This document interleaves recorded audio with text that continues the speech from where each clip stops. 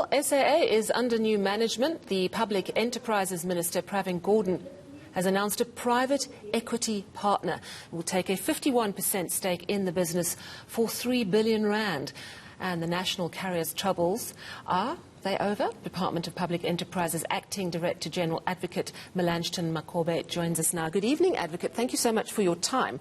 So talk to us about Takatso. How did they win the bid, or were you not exactly spoiled for choice? We were actually spoiled for choice, Sally. We had actually 31 expressions of interest that we had to choose from. So there is a strong interest in SAA, and having followed our procurement processes, they became the preferred strategic equity partner. So there was a strong interest in SAA. That's great news. And this team, Takatso, of course, is made up of Global Airways and Harris General Partners, who I understand has provided a lot of the funding. Sort of a well-known figure in that Global Airways group, of course, is Gideon Novick. Are you satisfied that you've got the right amount of money, experience, and also the agility that is required to get SAA moving again? Yes, when SAA entered business rescue, we said the purpose of it is to restructure it to be a viable, agile, and sustainable airline. And we've got the right partners to take SAA forward. They've got the right expertise, they've got the right know-how, and most importantly, they've got the right capital to be able to invest in this relaunched SAA. So my understanding of the deal is that they have a controlling stake, which is 51%. Government retains a 49%, but then has a 30% odd golden share. Could you just explain this golden share concept and the relationship between the two partners going forward? The golden share is to make sure that the national interest is taken care of. For example, the issue like the flag, the name, and also the fact that the airline must reside in South Africa. Government will have veto rights on that. So the golden share will cover those aspects to make sure that the national interest and developmental objectives are taken care of. So although we hold 49%, which is the minority shareholding, we made sure that the national interest issues, which are quite important for the people of South Africa, are taken care of through the golden share. All right, one thing that Guy Leach raised, and I was chatting to him earlier, is that the government is also going to insist on transformation programs and might want certain routes, which he's concerned might cost a lot of money for the airline. Could you talk to us about that? Now, obviously, SAA now, because of this partnership, will also have to be run on commercial principles. And as we go forward, the consortium, including government, will sit down and agree in terms of which routes to fly, taking into consideration the developmental objectives, but also the commercial considerations. So we're not going to put any gun on anyone's head, but we are going to, as a consortium and government, sit together and agree which routes to fly and which are not to fly. So this is a first step that we have announced in terms of announcing the consortium. There will be a due diligence, and after which a sale and purchase agreement will be entered into, and the nitty-gritties of those deals, including the routes, will be part of the sale and purchase agreement. I see. So you say you're going to sit together and discuss routes, but ultimately, am I correct that if the two of you disagree over routes, the majority shareholder will have the final say?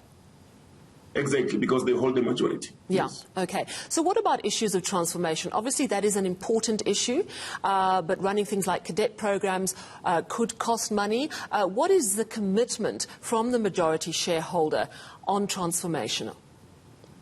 They're actually fully committed to transformation, and as part of this initial agreement that we have entered into, they have said it very clearly that they want to make sure that the transformational objectives of the country are taken into consideration. So we are quite confident that the consortium is really 100% fully committed to the transformation issues. All right. Let's talk about the subsidiaries, Air Chefs, SAA Technical and Mango. I want to start with Mango because, of course, that's part of SAA.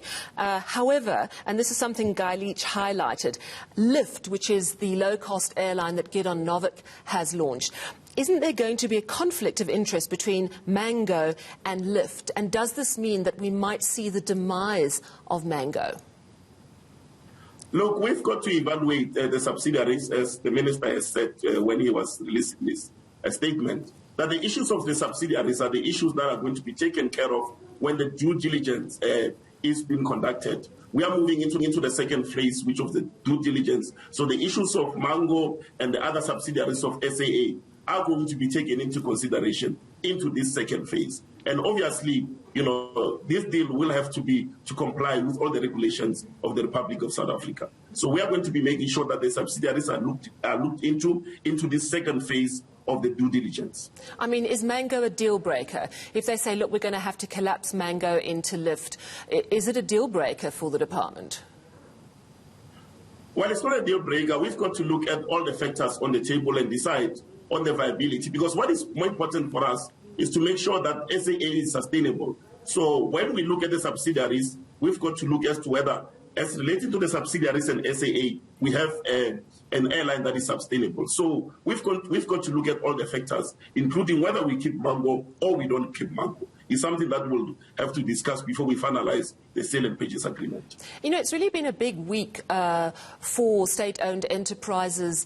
You know, if you think what's happened around power, we're going to see that threshold being raised for independent power producers. So we're seeing a lot more privatisation coming into the power generation market in the near future. Of course, this private equity controlling stake in SAA. Is this a sign that there's a real change in direction in the department and how they view state-owned enterprises, that they might have to have equity partners, that if they're not making money, they're going to be shut down or minimized? Is this the new normal? I mean, the reality, Sally, is that our fiscus is very much constrained. And really, we don't have much in terms of funding the state-owned enterprises. So it's quite important that we look at private-public partnerships, and we've got the private sector who can come and put the necessary capital that is required to make sure that our state-owned enterprises proceed forward. And this is really a groundbreaking deal. If you look at what COVID-19 has impacted the aviation market negatively, but to have a deal of someone who's prepared to put in 3.5 billion into SAA, I think that must be celebrated. Have you worked with the unions at all? They have accused the department of not being transparent. They said they heard about this deal when everyone else did. And they're really angry because they say there's been decades of corruption. No one's been brought to book. And they don't really know what this means for them at this point. What do you have to say to the unions? I think the unions must understand that we have three phases in this transaction.